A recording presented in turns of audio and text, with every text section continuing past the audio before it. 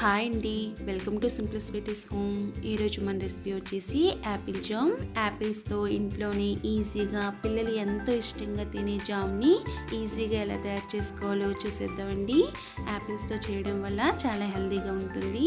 మరి పర్ఫెక్ట్గా జామ్ని ఎలా తయారు చేసుకోవాలో చూసేద్దాం. ఈ జామ్ని బ్రెడ్తో తీసుకుంటే చాలా టేస్టీగా ఉంటుందండి. పిల్లలైతే ఒట్టిగా కూడా తినేస్తారండి.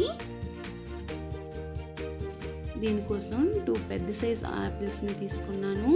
ఈ 2 యాపిల్స్ ½ కేజీ వరకు ఉంటాయండి. వీటిపైన తొక్కని తీసేయాలి. ఇలా పై లేయర్ని తీసేసుకొని వీటిని ముక్కలుగా కట్ చేసుకోవాలి. మిడిల్లో ఉన్న బ్లాక్ ఉంది కదండి, దాన్ని రిమూవ్ చేసుకొని చిన్న చిన్న పీసెస్లా కట్ చేసుకోవాలి.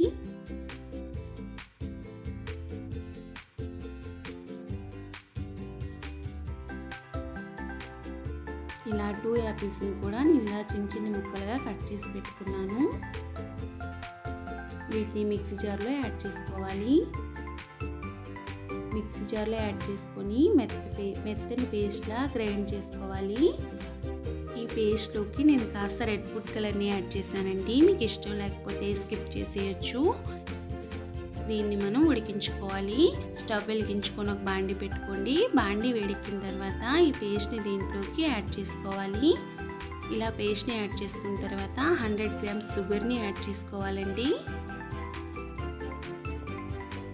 షుగర్ని యాడ్ చేసి మొత్తం కలిసే విధంగా కలుపుకొని కాసేపు మూత పెట్టుకొని దీన్ని ఉడికించుకోవాలి. ఇలా మూత పెట్టుకొని ఉడికించుకుంటే ఒక 10 మినిట్స్కి ఇది కాస్త దగ్గర పడుతుందండి. మధ్య మధ్యలో మూత తీసి కలుపుకోండి.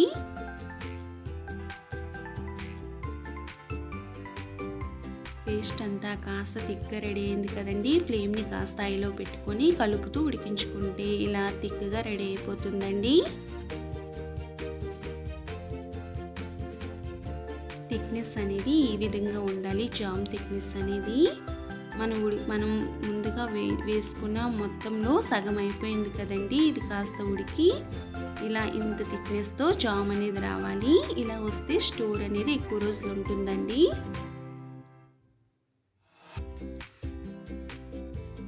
ఇలా దగ్గర పడిన తర్వాత స్టవ్ని ఆఫ్ చేసేసుకోవాలి.